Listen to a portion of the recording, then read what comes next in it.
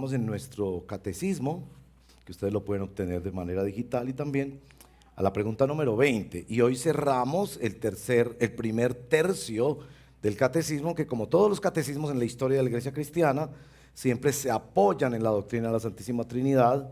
Primero nos han hablado de Dios el Padre, la creación, nuestra responsabilidad como criaturas, el hecho mismo del pecado y la necesidad de la ley para llevarnos a Cristo. Ese es ese primer tercio, y por eso hemos hablado mucho de eso esta primera parte del año. Ahora, a partir de esta semana empezamos a hablar de la obra de nuestro Señor Jesucristo, y por eso la pregunta de hoy, la pregunta número 20: ¿quién es el Redentor? Y la respuesta de nuestro catecismo es: el único Redentor es el Señor Jesucristo, el Hijo eterno de Dios, en quien Dios se hizo hombre y cargó con la culpa del pecado sobre sí mismo. Y el texto que nos guía es Timoteo, 1 Timoteo capítulo 2, verso 5, y ese es el capítulo que leeremos hoy delante del Señor para la edificación de la iglesia. Entonces les pido que vayan a sus Biblias, a 2 Timoteo capítulo 2, verso 1 al 15. Van a encontrar que este capítulo tiene algunos temas muy polémicos, también muy interesantes, pero sobre todo les ruego que fijen su atención en el verso número 5, que nos habla precisamente de esto, de nuestro Señor como un mediador, y por eso el título de hoy es: no me avergüenzo del Evangelio, porque me guía al único mediador. Primera de Timoteo capítulo 2. Así que recomiendo ante todo que se hagan plegarias, oraciones, súplicas y acciones de gracias por todos, especialmente por los gobernantes y por todas las autoridades, para que tengamos paz y tranquilidad y llevemos una vida piadosa y digna. Esto es bueno y agradable a Dios, nuestro Salvador, pues Él quiere que todos sean salvos y lleguen a conocer la verdad. ¿Por qué? Porque hay un solo Dios y un solo mediador entre Dios y los hombres, Jesucristo hombre, quien dio su vida como rescate por todos. Este testimonio Dios lo ha dado a su debido tiempo, y para proclamarlo me nombró heraldo y apóstol. Digo la verdad y no miento. Dios me hizo maestro de los gentiles para enseñarles la verdadera fe.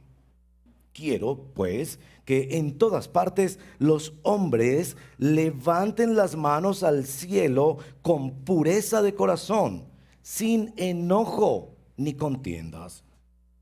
En cuanto a las mujeres, quiero que ellas se vistan decorosamente, con modestia y recato, sin peinados ostentosos, ni oro, ni perlas, ni vestidos costosos. Que se adornen más bien con buenas obras, como corresponde a mujeres que profesan servir a Dios. La mujer debe aprender con serenidad, con toda sumisión. No permito que la mujer enseñe al hombre y ejerza autoridad sobre él. Debe mantenerse ecuánime, porque primero fue formado Adán y después Eva. Además, no fue Adán el engañado, sino la mujer. Y ella, una vez engañada, incurrió en pecado. Pero la mujer se salvará siendo madre y permaneciendo con sensatez en la fe, el amor y la santidad. Hermanos y hermanas, esta es la palabra del Señor. Bueno, Señor, yo te pido que nos ayudes a compartir esta palabra y a leerla y edificarnos. Tiene tantas cosas como polémicas, y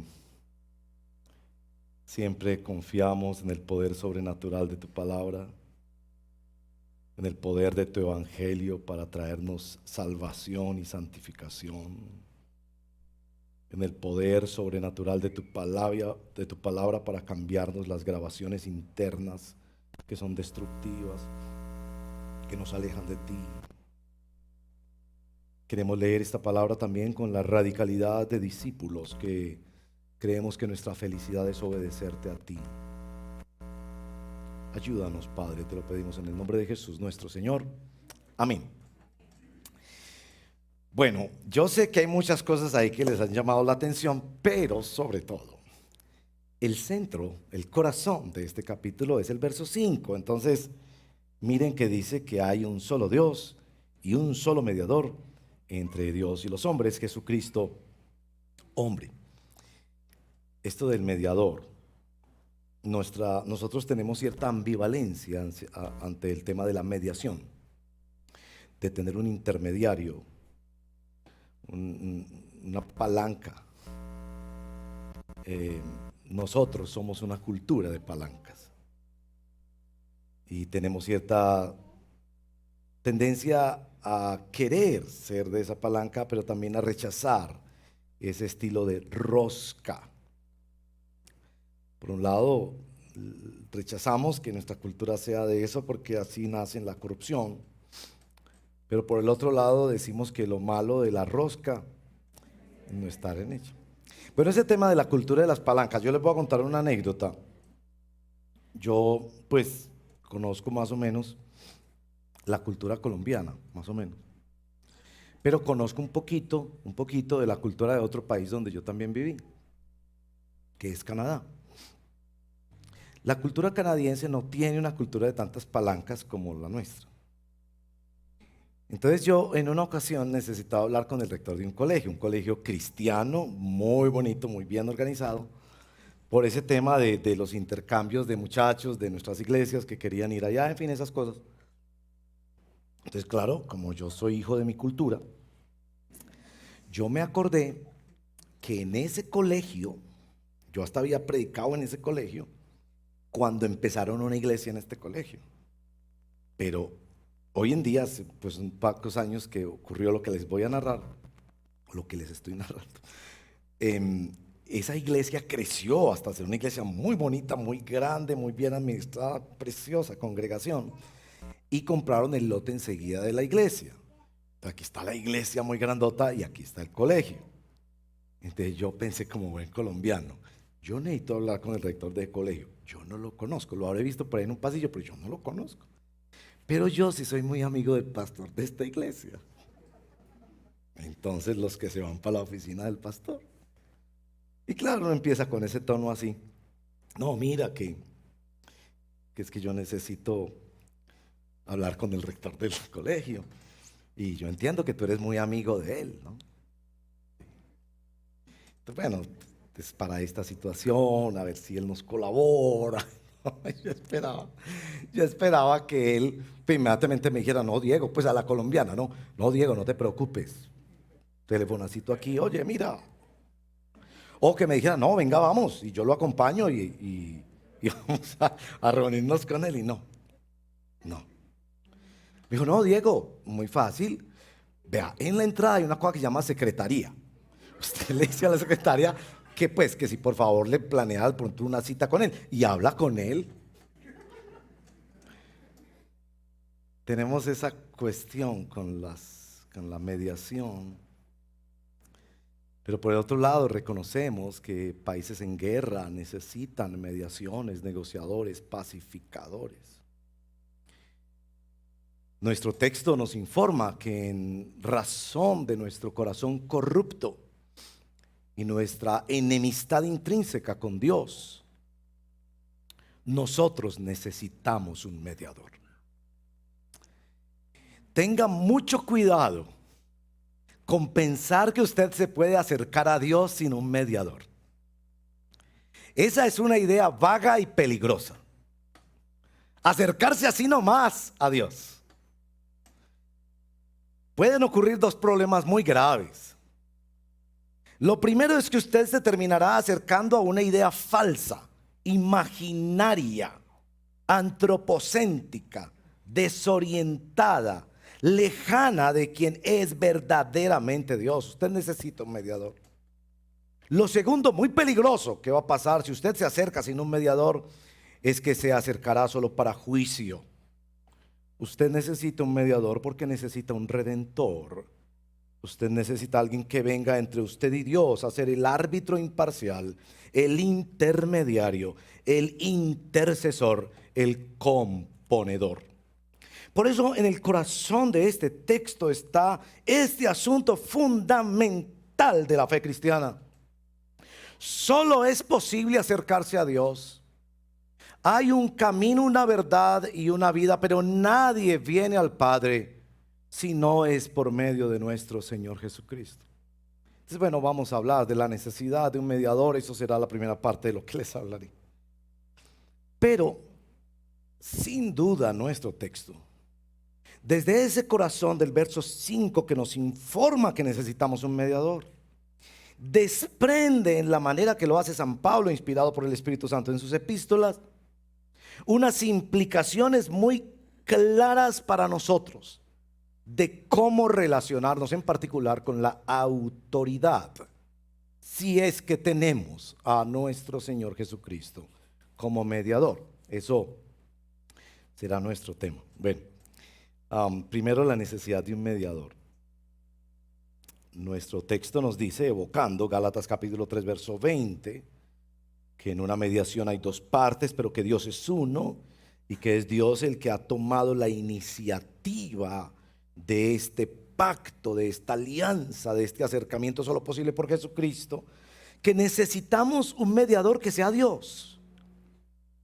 Dios, para que pueda representar a Dios, entender y darnos a entender el lenguaje de Dios, para poder satisfacer la justicia de Dios, la santidad de Dios. Necesitamos un mediador, pero no los santos o las vírgenes o el pastor o mi abuelita. Necesitamos que ese mediador sea Dios. Lo segundo que nos dice el texto es que necesitamos que ese mediador también sea un hombre. Jesucristo, hombre, que pueda entender nuestra tragedia, esta enfermedad maligna, viral, que se reproduce dentro de nosotros. Necesitamos a alguien que nos entienda y que también nos pueda representar en ese trato, en ese pacto con Dios. Y lo otro que nos dice es que necesitamos que ese mediador, dice el verso 6, dé un rescate. De ahí es donde viene la palabra redentor, que haga algo extraordinario que nosotros no podemos hacer debido a nuestra naturaleza corrupta y a nuestra enemistad intrínseca con Dios. Necesitamos un mediador. Bueno, hasta ahí es como el sermón. Y usted dirá, qué maravilla, el pastor se demoró y tan poquito. Pero aquí viene una anotación muy importante sobre cómo recibir una prédica de la Biblia. Necesitamos que las prédicas de la Biblia nos muestren la palabra sobrenatural de Dios, que es verdad, la revelación de Dios para alimentar nuestra alma. Pero necesitamos que esa revelación se nos muestre también con sus implicaciones. Si usted está aquí solamente para hacer el chulito y decir que fue a la iglesia, cumplió, complació a la persona que lo invitó o a la persona que quería que estuviera a su lado, usted va a encontrar esto muy aburridor, a menos que usted vea las implicaciones de la mediación de nuestro Señor Jesucristo, cómo se muestran en este pasaje. A veces las personas esperan que las predicaciones sean divertidas, bien documentadas, curiosas y sobre todo breves. Pero yo creo que debe ser de su interés que usted piense que este evangelio extraordinario que me habla de un mediador me conecte con mi vida cotidiana, de manera que usted pueda estar aquí como quien quiere salvar su alma, como quien ve esto tan atractivo como un niño vería un helado. Y por eso es necesario que miremos las implicaciones de la mediación de Jesucristo. En nuestro texto hay 3 implicaciones de la mediación del Señor Jesucristo. La primera tiene que ver con la política, con el gobierno de la polis, de la ciudad, con cómo se gobierna la sociedad estructurada casi siempre territorialmente en lo que llamamos estados hoy en día. Después vamos a ver una aplicación en lo que es la sociedad en su elemento primario constitutivo, que es la familia. Y después veremos también el gobierno de Dios y la autoridad de Dios en la nueva sociedad, que es la iglesia. Claro, el asunto tiene que ver con la autoridad, cómo nos relacionamos con la autoridad, y yo creo que debería interesarnos mucho eso, porque todos tenemos formas de rebeldía pasivas o activas. Y aquí se nos está diciendo que la autoridad es necesaria debido a la corrupción de nuestro corazón. Pero también se nos está diciendo que la autoridad es para servir y que dará cuenta a Dios, que es fuente de toda autoridad, como decía nuestra Constitución de 1886. Lamentablemente eso desapareció de la nueva Constitución, ahora solo se invoca la protección de Dios. Pero siendo Él la fuente de toda autoridad, pues todo el que tenga autoridad rendirá cuentas a Dios por esa autoridad. Y aquí vienen esos tres temas polémicos. El cristiano ante la autoridad del Estado. Estamos, nos dice San Juan, pero no somos del mundo. Es decir, que para los cristianos hay una permanente tensión por el hecho mismo de tener esta doble ciudadanía. Nosotros somos ciudadanos colombianos, por lo menos supongo yo en la mayoría de los que estamos acá, pero simultáneamente somos ciudadanos de algo mayor, del reino de Dios, que es marcado para toda la eternidad, no solo para la temporalidad como es nuestra nacionalidad colombiana. Aquí no se nos está llamando a la indiferencia, que hagan la ciudad y el país lo que se les ocurra, nosotros estamos aquí en la iglesia y nuestra familia, no. Tampoco se nos está llamando a la rebeldía, y mucho menos se nos está llamando a cambiar la misión de la iglesia para que la iglesia se convierta en una agencia para transformar a Colombia. No, la iglesia seguirá haciendo discípulos y predicando el evangelio a toda persona en todo lugar. Pero sí se nos llama, y escuche esto muy bien, a usar nuestro principal instrumento de participación política. Escuche esto muy bien. Nuestro principal instrumento de participación política es la oración, no es el voto. Yo creo que es importante votar y participar dentro de otras responsabilidades que tenemos como ciudadanos. Pero nuestro principal instrumento de participación política es la oración. Nosotros tenemos algo que los demás colombianos no tienen, y que, como señala el texto, sirve para poder construir paz y tranquilidad para todos y piedad y dignidad para nosotros como cristianos. Ahora, la calidad y la variedad de esta oración que aquí se propone es muy radical, y a usted no le va a gustar lo que esto dice.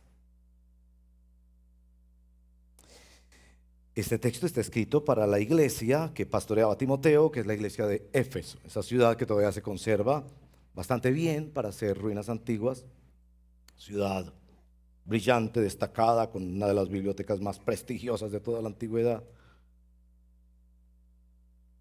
donde había políticos corruptos, quizás más de los que nosotros conocemos, gobernados por el imperio romano, con personajes como Nerón, Calígula, Claudio, Diocleciano, que sanguinariamente persiguieron a muchas personas, mataron pueblos, etnias, arrasaron con poblaciones inescrupulosamente, y también persiguieron a los cristianos. Y el texto está diciendo que hay varias oraciones que hacer por ellos. Oraciones donde se pide misericordia por ellos, pero también oraciones donde se da gracias por ellos. Y eso a usted no le va a gustar. Porque si no queda el candidato por el que usted quiere votar, y todo el respeto, usted escoja el que usted considere menos malo, a usted le va a costar mucho orar por ese personaje. Pero aquí le están ordenando que su principal instrumento de participación política es la oración.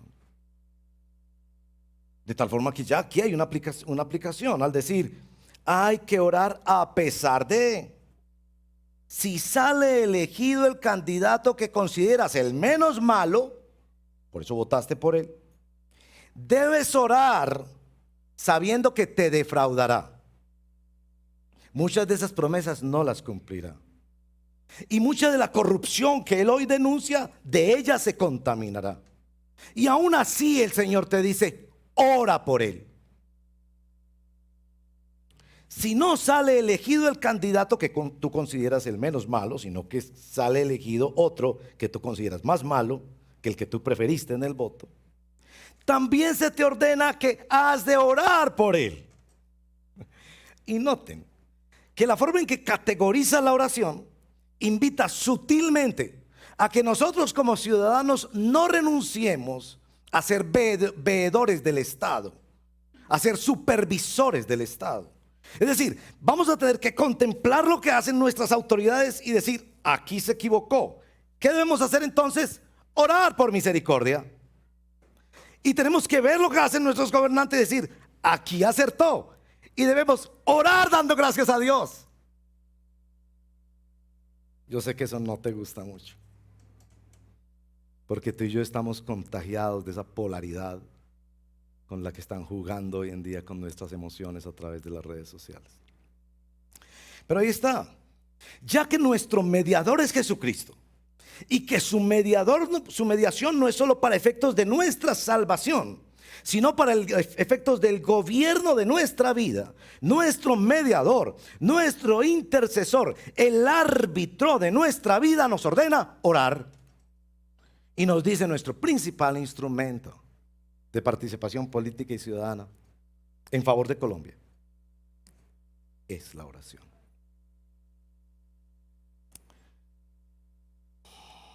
Y por eso es que en nuestro texto entra en un siguiente tema polémico que yo creo que ustedes no lo notaron mucho, porque ustedes seguramente se pensaron fue por allá en eso del vestido, que las mujeres no se pongan oro y joyas preciosas, o en eso de que la mujer aprenda en su misión y que no debe ejercer autoridad sobre un varón. Y hablaremos de eso, tranquilos, pero hay algo antes. Hay otras cosas. Por ejemplo, que nuestro texto tiene estas palabras sobre el tema de lo que Dios quiere, sobre el tema de la salvación. Miren verso 4. Él quiere que todos sean salvos y lleguen a conocer la verdad. ¿A qué todos se refiere ese todos? ¿A qué salvación se refiere ese salvos? Porque querer es poder. Y para un Dios todopoderoso, entonces querer que todos sean salvos, ¿no será que todos serán salvos? En el verso 6, Jesús que dio su vida en rescate por todos. ¿A qué todos se refiere? Y estos textos han sido favoritos para una doctrina que yo considero que es falsa desde el punto de vista de las Sagradas Escrituras, a nuestro entender y al entender de la iglesia en la historia, y es la doctrina del universalismo. Tú muchas veces piensas y hablas y te expresas como un universalista. Los universalistas son los que creen que todos nos vamos a salvar. Como Dios es amor, como Dios es bueno, ¿cómo se le va a ocurrir a Dios enviar al infierno a la abuelita, al tío, que es que él no es un criminal, es un señor pues común y corriente? ¿Cierto? Y entonces tú practicas mucho el universalismo cuando estás en un ascensor, y entonces el ascensor está más o menos empacadito de gente, y se abre el ascensor en un piso y hay una señora solita ahí. Y entonces tú tomas la vocería como buen país y dices, no, venga, que aquí cabemos todos. No vamos a caber todos en el cielo. Universalismo. No vamos a caber todos en el cielo. El universalismo en este texto se expresa por una mala comprensión de la salvación y de la voluntad de Dios. Permítame mostrarle unos textos en el mismo libro de Timoteo donde muestran que la palabra salvación en el Nuevo Testamento no solo se usa para hablar de toda nuestra salvación, es decir, nuestra salvación con implicaciones eternas, sino también para la salvación como un aspecto o como una réplica en un contexto práctico de esa salvación.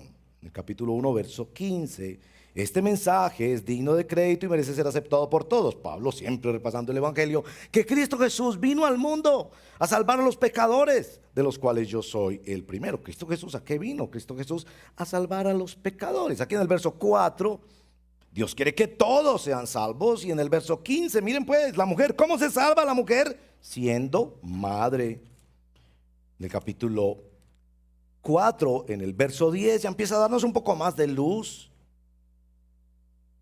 En efecto, si trabajamos y nos esforzamos, le está diciendo Pablo a Timoteo, es porque hemos puesto nuestra esperanza en el Dios viviente, que es el Salvador de todos, especialmente de los que creen.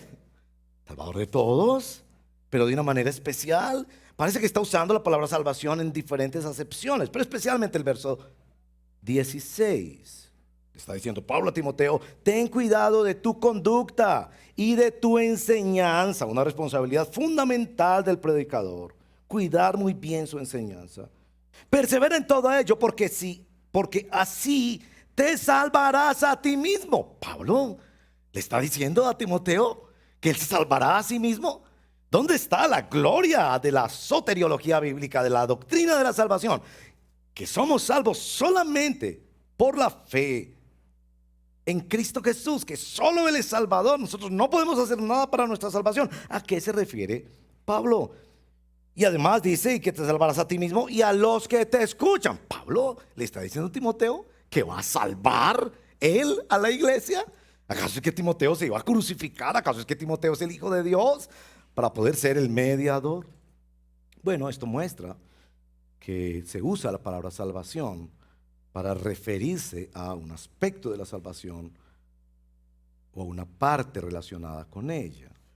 En este caso, Timoteo les va a salvar de ser presa de malos predicadores que rascan el comezón de oír de la gente, les dicen lo que quieren escuchar para llevarlos por malos caminos de mala doctrina y finalmente de mala vida y de perdición. Y que si él enseña bien, va a guardar, va a proteger a la iglesia. A eso se refiere. Bueno, la palabra todo también, que todos, quiere que todos sean salvos. Esto en el capítulo 4, verso 6, habla de todo lo que Dios ha creado, se puede comer.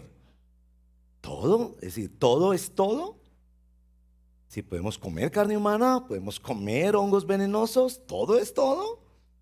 En 2 de Timoteo, capítulo 4, verso 16, él dice, todos me abandonaron. En otro texto dice, todos los de Asia lo abandonaron. Es decir, todos los habitantes de Asia lo abandonaron. Tal vez necesitas leer más sobre ese tema del todo, que en general la palabra todo se refiere a un contexto particular y nunca todo es todo. Eso es sobre salvación, que Pablo está mostrando que nosotros sí estamos en esta ciudad para que esta ciudad conozca aspectos de salvación y se detenga la corrupción y seamos sal y luz para preservar y que puedan vivir en paz y tranquilidad y nosotros en piedad y en dignidad. Pero también los universalistas se equivocan con respecto a la voluntad de Dios. El texto claramente dice que Dios quiere que todos sean salvos. ¿Qué es el querer de Dios? Que si Él es todopoderoso y quiere, pues se supone que va a conseguir todo lo que quiere. Los teólogos han hecho una distinción en la voluntad de Dios y esta es muy importante para interpretar adecuadamente algunos textos bíblicos. Los teólogos nos hablan de tres niveles o tres aspectos de la voluntad de Dios. La primera es la voluntad prescriptiva. Por voluntad prescriptiva es que Dios ha revelado a su creación lo que Él quiere. Por ejemplo, en los 10 mandamientos Él dice, no matarás. ¿Qué quiere Dios? Que no matemos. Ahora, pregunta. ¿Eso se obedece? ¿Eso se hace? Es decir, Dios prescribe, pero el hombre no obedece. Y por eso el hombre es responsable de no obedecer lo que Dios quiere. Si Dios quiere, pero el hombre no obedece. Eso se llama voluntad prescriptiva y por eso es que el ser humano es irresponsable ante Dios. Pero también los teólogos nos hablan de la voluntad decretada de Dios. Si la prescriptiva es la que nosotros conocemos pero no obedecemos, la decretada es la que nosotros no conocemos y tenemos que obedecer. Esto es el día que nacemos, el día que morimos. La segunda venida del Señor Jesucristo. Eso está decretado. Se llaman los decretos de Dios. Pasará porque pasará y punto. Él es soberano. Los viejos decían, nadie se muere en la víspera. Dios ha señalado los límites de la habitación de los seres humanos y nadie podrá rebelarse contra su voluntad decretada. Pero los teólogos también nos han hablado de la voluntad dispositiva de Dios. Esto es lo que Dios quiere en el sentido de su inclinación. Él no se goza con el sufrimiento humano, ni se complace con que gente se pierda. Ezequiel capítulo 33, versos 10 y 11, le dice el profeta, hijo de hombre, dile a los israelitas, ustedes dicen, nuestras rebeliones y nuestros pecados pesan sobre nosotros y nos estamos consumiendo en vida. ¿Cómo podremos vivir? Y le dice el Señor al profeta, diles, tan cierto como que yo vivo, afirma el Señor omnipotente, que no me alegro con la muerte del malvado, sino con que se convierta de su maldad y su mala conducta. Que Dios no se alegra de la muerte del malvado, que su disposición es a que todas las personas vengan a Él. Eso es lo que se llama la voluntad dispositiva. Bueno, les cuento todo esto es porque es muy importante reprender en nuestro corazón las falsas ideas del universalismo que pululan en estos días dentro de una corriente que se llama el progresismo cristiano. El universalismo niega la distinción que hace la Biblia entre perdidos y salvos, creyentes e incrédulos, ovejas y cabritos, salvos y condenados. Y podría quedarme todo el día señalándoles textos como los últimos capítulos de Mateo, etcétera, donde en la boca de nuestro mismo Señor Jesucristo se dice que el que no cree ya ha sido condenado y que hay algunos que por rechazarlo a Él vivirán eterna condenación en el infierno. A propósito, uno de los temas de los que Jesús, el maestro del amor, que hizo milagros compasivos por multitudes, de los temas que más habló, el infierno. El universalismo también rechaza la justicia de Dios, que Dios es justo y que no dará por inocente al culpable. Y tal vez necesitas pasar por tu mente personajes en la historia humana que fueron absolutamente perversos y murieron sin arrepentirse y venir a Cristo, y tú no quisieras estar donde ellos están. Finalmente, porque el universalismo nos arroja a la indiferencia moral. Hasta ahí la importancia que Pablo da a observar la bondad de Dios en la creación y cómo los cristianos hemos de hacer estas distinciones para poder ayudar a nuestra ciudad, a nuestro país, pero nunca confundirnos en que hay unos salvos y hay unos condenados. Es decir, hemos de vivir bajo la consigna de procurar la paz y la tranquilidad de la ciudad para mostrar un aspecto de nuestra salvación y llamarlos al Evangelio. Bueno, pero ustedes quieren que hable un poco más del resto de los versos, porque todavía no hemos tocado lo que ustedes más quieren ver. El cristiano y la autoridad en la iglesia y en la familia. Ya hemos mencionado el cristiano y la autoridad frente al Estado y cómo contempla la sociedad, pero también la familia y la iglesia. Pablo hace de los versos 8 al 15, algo que hace en muchas de sus epístolas, donde San Pablo deriva de aspectos doctrinales, aplicaciones para la vida doméstica y cotidiana de los cristianos. Y muchas veces, como en el libro de Efesios, Colosenses, etcétera, hace esta parte para el hombre y esta parte para la mujer. Noten que al hombre le dedica solo un versito, contrario a Efesios 5, donde a la mujer 2 o 3 versitos y al hombre un gran discurso. Aquí es al revés, al hombre un versito y a la mujer del verso 9 al 15. Miren qué generoso es San Pablo. Pero ustedes, hombres, no se feliciten con el verso número 8. Al hombre le dice algo muy radical: que los hombres en todas partes levanten las manos al cielo con pureza de corazón, sin enojo ni contiendas. Algunos erróneamente han pensado que este texto se dirige solamente al aspecto litúrgico, y que esa es la razón porque en medio de la adoración corporativa de la iglesia levantamos las manos. Bien, entiendo, en el Antiguo Testamento es una expresión de adoración. Yo a veces siento que es como, no sé si se acuerdan de las antiguas películas del oeste, ¿no? Donde el forajido, el fascineroso, venía pues y apuntaba con su arma, ¡arriba las manos! Totalmente impotente ante el criminal. A veces yo pienso, ¿no será que levantamos las manos en la iglesia por eso? Porque nos sentimos totalmente impotentes, porque reconocemos, no tengo el control. Bueno, no sé, levantar las manos. ¿Qué significa levantar las manos?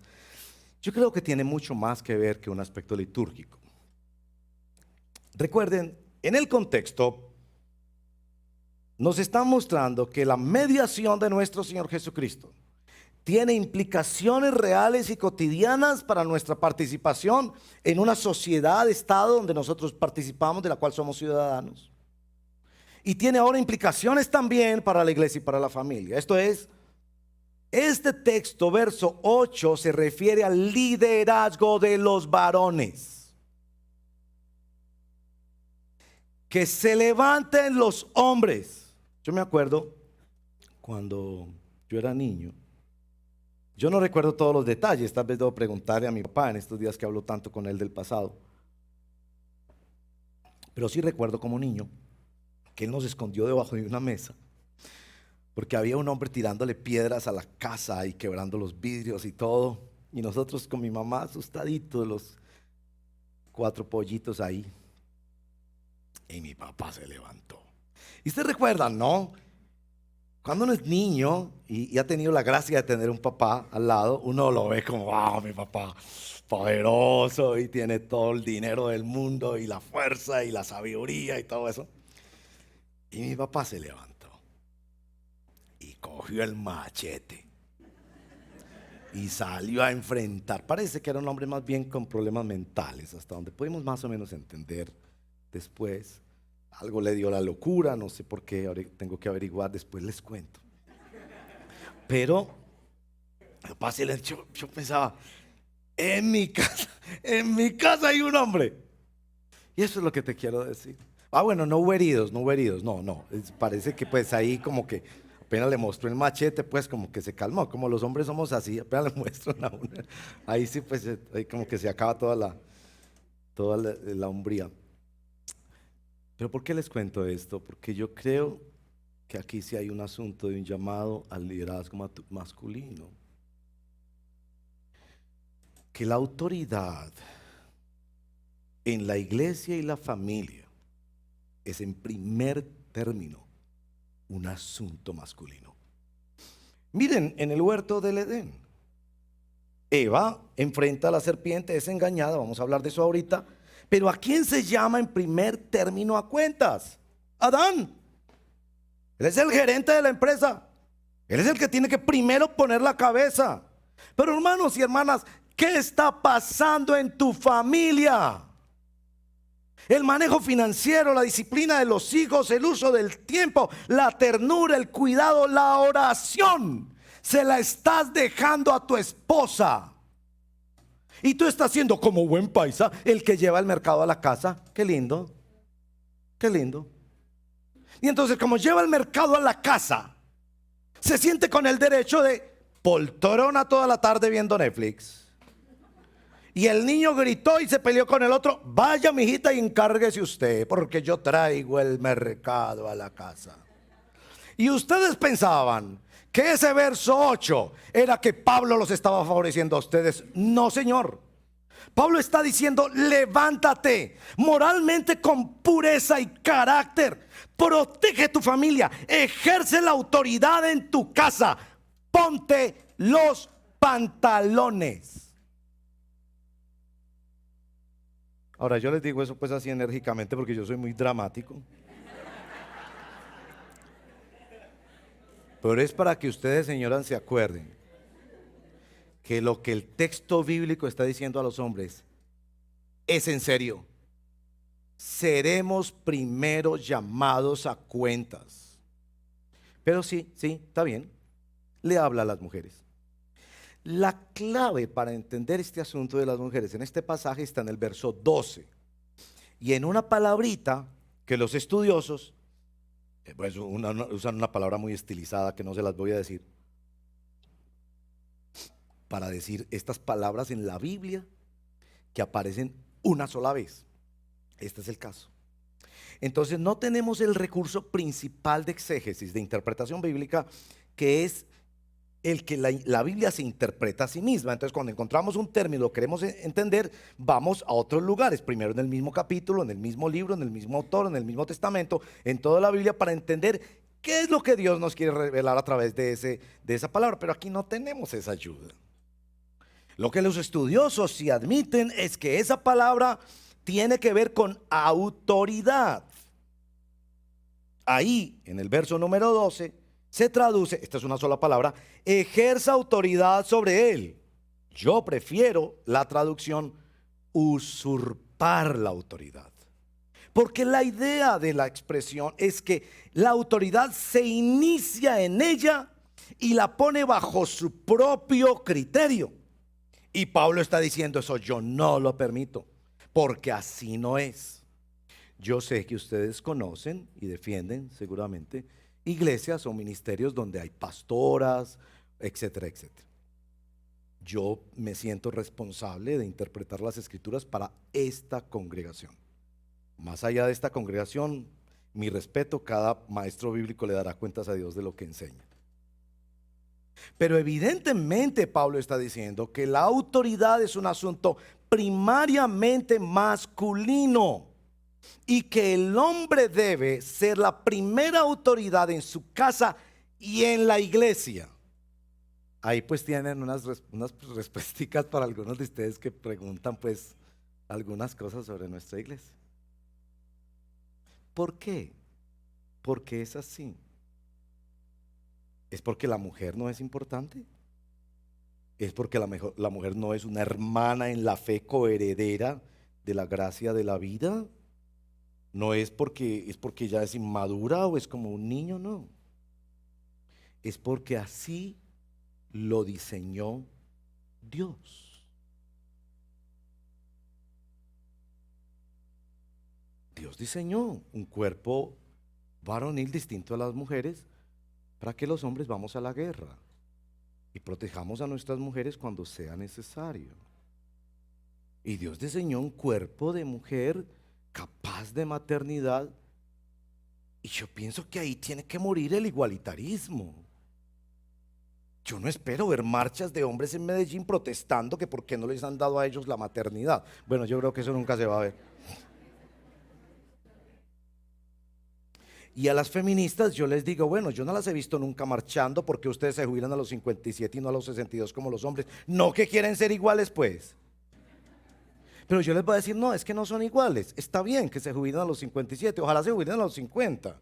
Porque el gran sacrificio que hacen en su maternidad por los niños y en la primera infancia de los niños es tan valioso que ojalá no tuvieran que salir a la fuerza de trabajo, sino usar toda su habilidad, sus conocimientos, su investigación para fortalecer la familia y sacarla adelante. Pero creo que se acaba el igualitarismo ahí, cuando pensamos que evidentemente en la creación Dios nos hizo diferentes. Y claro, llegamos a uno de los textos que ustedes tienen más curiosidad, que es esto de que Eva fue engañada, verso 14, verso 14. Ha dicho que Adán fue formado primero, las mujeres no tienen mucho problema con eso, pero el verso 14, Adán no fue engañado, sino la mujer, y ella una vez engañada, incurrió en pecado, y entonces los hombres dicen, no ve, problemas fueron por las mujeres. Y yo, no, un momento, un momento. El texto está claramente diciendo que hay una condición de la mujer que cuando no es protegida adecuadamente por un hombre, puede ser más vulnerable al engaño. Por eso muchos autores han explorado esta idea de que dónde estaba Adán cuando Eva fue envuelta en esta conversación engañosa con la serpiente, donde ella cayó en pecado. Pero miren, hombres, por favor, el verso 14 me parece que responsabiliza más al hombre que a la mujer. Es cierto, la mujer fue engañada, el hombre no fue engañado. Ahora díganme ustedes, ¿qué diferencia hay cuando una persona peca siendo engañada versus cuando peca sin ser engañada? A ver, les pongo un ejemplo, Usted, hombre, está viendo una película. La película decía familiar. Decía que para 13 años, y yo tengo 56, hombre, yo como que califico para esa película. Entonces usted empieza a ver la película. Pero resulta que en un momento la cosa se calienta y pasa una escena que usted dice, Dios mío, yo no había haber visto esa escena.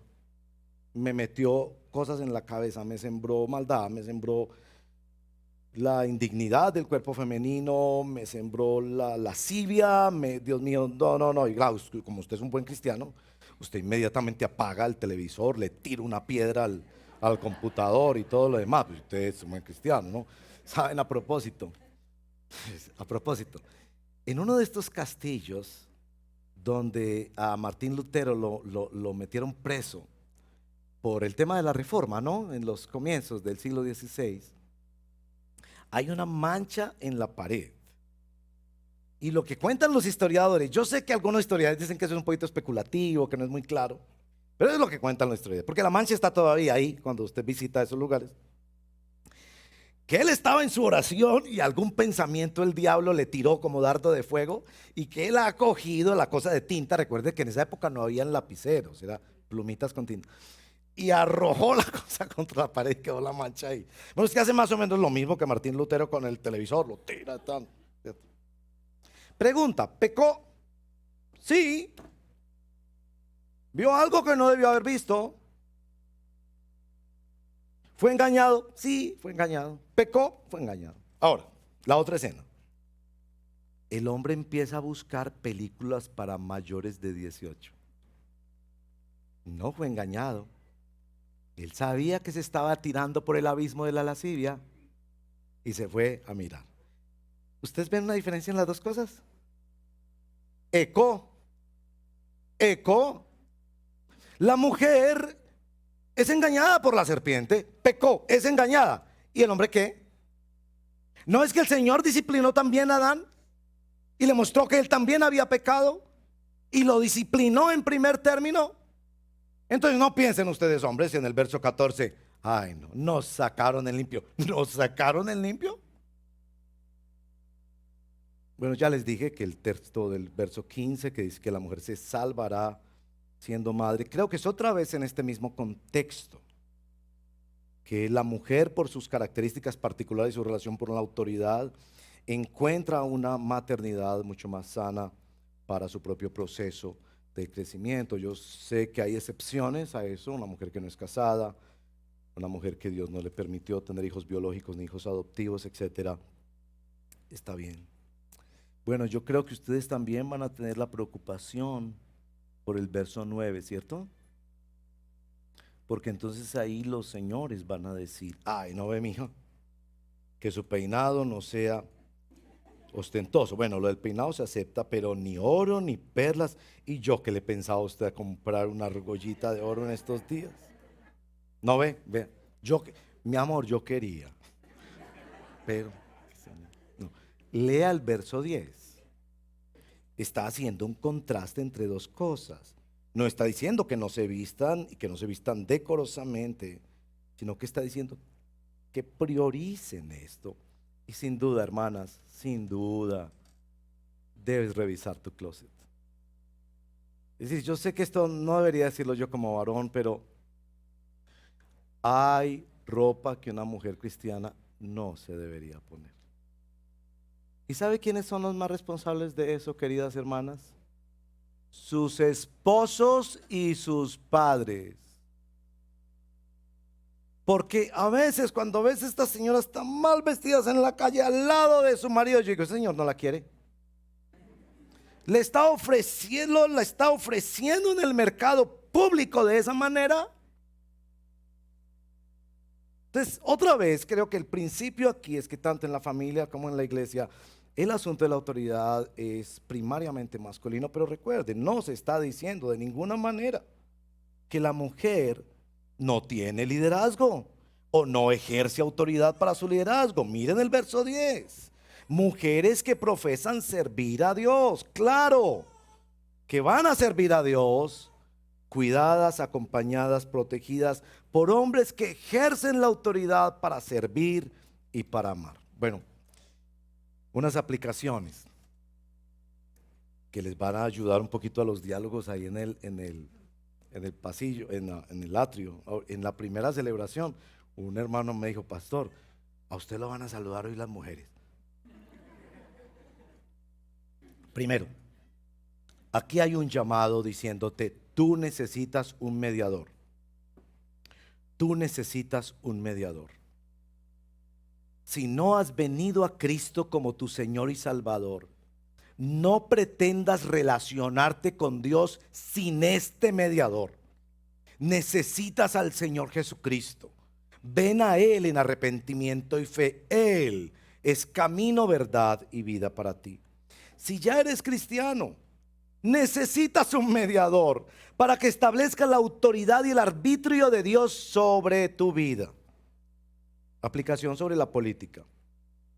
Hermanos y hermanas, no permitamos que nos hagan pensar que nuestro principal instrumento de participación es el voto. Nuestro principal instrumento de participación es la oración. Y oramos por la paz y la tranquilidad de toda la nación, y oramos para que los creyentes podamos vivir en piedad y en santidad. Tercero, sobre la familia y la iglesia. Sí, es cierto que estas limitaciones de la autoridad en la familia y en la iglesia establecen un marco de referencia al cual quizás ustedes van a protestar y no se van a sentir cómodos, pero quiero decirles, esto es para asegurar y proteger no solo la institución de la familia y de la iglesia, sino también a las mismas mujeres y a los hijos.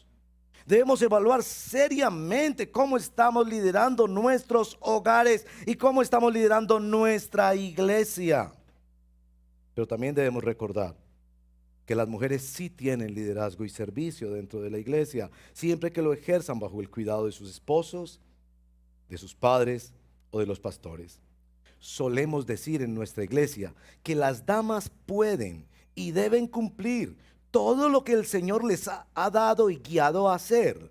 Lo único que queremos ver, apoyados en la palabra de Dios, es que queremos asegurar que sea bajo el acompañamiento y el cuidado de un varón, que sea su esposo o su padre o su pastor. Oremos y pidámosle al Señor que nos permita ver las serias implicaciones de tenerlo a Él como nuestro mediador. Señor, gracias por la oportunidad de leer esta palabra. No todos los textos de la Biblia tienen estas características polémicas, donde reaccionamos y nos encontramos con nuestros propios prejuicios y temores. Pero ayúdanos sobre todo a ser obedientes, en entender qué significa llamar a Cristo Jesús nuestro intercesor.